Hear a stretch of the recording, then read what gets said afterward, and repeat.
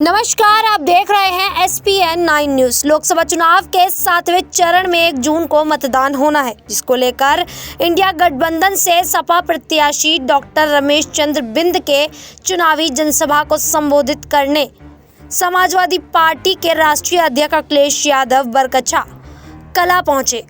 उन्होंने जनसभा को संबोधित करते हुए कहा कि मैं देख रहा हूं कि जहां हमारा विशाल पंडाल लगा है वहां पीछे तक पंडाल भरा है। सड़क पर उसके ऊपर जनता का समूह दिखाई दे रहा है। आपको बता दें कि जोश और उत्साह भी दिखाई दे रहा है। यह उत्साह इस बार मिर्जापुर लोकसभा से रमेश बिंद को जीतकर दिल्ली पहुंचा रहा है।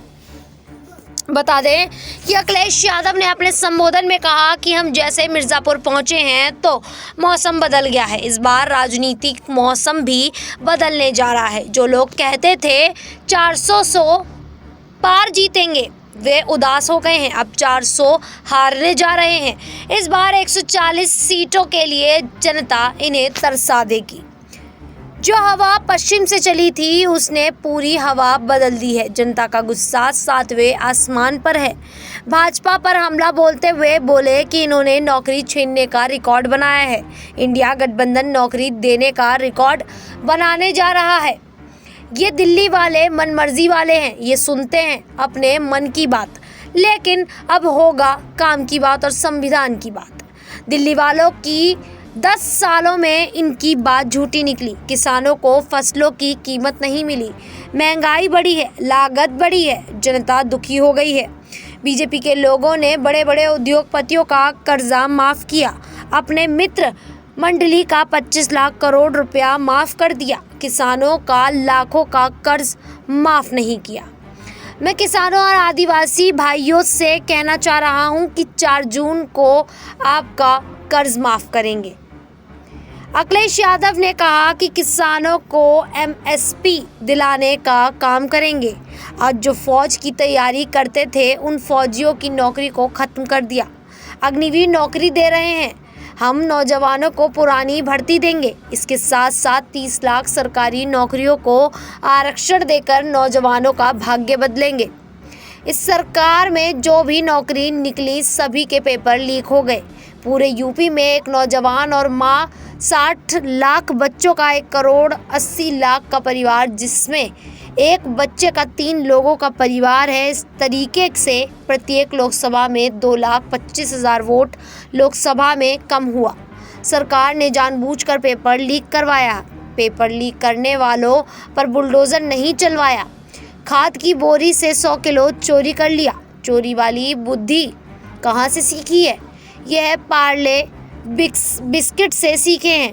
महंगाई बढ़ी, मुनाफा कमाने के लिए ऐसा बनाया जा रहा है। हर ज़रूरत का चीज़ महंगा हो गया है। डीजल, पेट्रोल, सिलेंडर सब महंगा हो गया है। गैस सिलेंडर कोई भरवाने नहीं जा रहा है। मोटरसाइकिल महंगी हो गई। पहले बुखार ठीक होता था 500 mg में, लेकिन अब 650 mg की दवा खाना पड़ रहा है। इलेक्टोरल बॉन्ड के जरिए भ्रष्टाचार किया, हज़ारों करोड़ का चंदा लिया। इलेक्टोरल बॉन्ड के नाम पर बीजेपी ने लूटा। 100 नंबर की गाड़ी पुलिस की खराब कर दिया। 100 से 112 किया, पुलिस ने रेट बढ़ा दिया। केंद्रीय मंत्री अनुप्रिया पटेल पर अखिलेश यादव निशाना साधते हुए बोले, यहाँ से सांसद ने गांव गोद लिया, आज उसकी क्या हालत है। शास्त्री सेतु पुल को लेकर अखिलेश यादव ने कहा, यहाँ पर जनता को रास्ता बदल कर चलना पड़ रहा है। कुछ लोग वसूली कर रहे हैं। मिर्ज़ापुर में हमने सोचा था बहुत विकास हो गया होगा। 10 सालों में कितना रोजगार दे दिया। निवेश लाने की बात करते थे, कोई कंपनी लगाकर रोजगार नहीं दिया। चिमनी से धुआं निकलने की बात करते थे, क्या हुआ? धुआं निकला? नहीं निकला। अब इनके ज़मीन के नीचे से दरी खिसक रही है। जब 2022 के चुनाव के वक्त राशन में चना रिफाइन दे रहे थे, राशन में कटौती कर दी।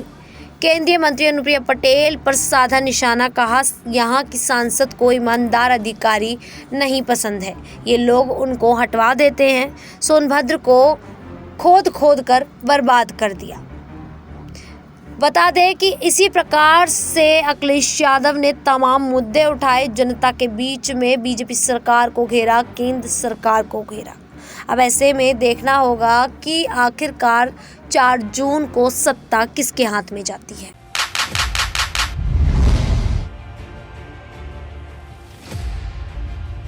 देश की जनता ने किसे सौंपी सत्ता की चाबी? चुनाव के बाद अब है सटीक आंकड़ों की बारी। जनता से जाना किस तरफ है उनका विचार। बनने वाली है देश में अब की बार किसकी सरकार? देखिए सबसे सटीक एग्जिट पोल 1 जून शाम 6 बजे से सिर्फ SPN 9 न्यूज़ पर।